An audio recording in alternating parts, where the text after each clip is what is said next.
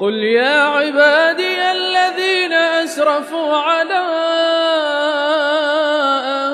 أنفسهم لا تقنطوا من رحمة الله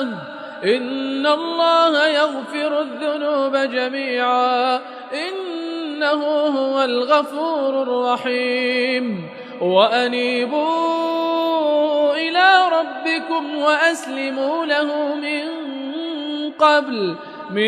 قبل أن يأتيكم العذاب ثم لا تنصرون واتبعوا أحسن ما أنزل إليكم من ربكم من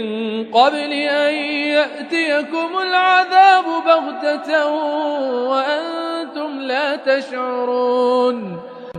أن تقول نفس يا حسرة على ما فرطت في جنب الله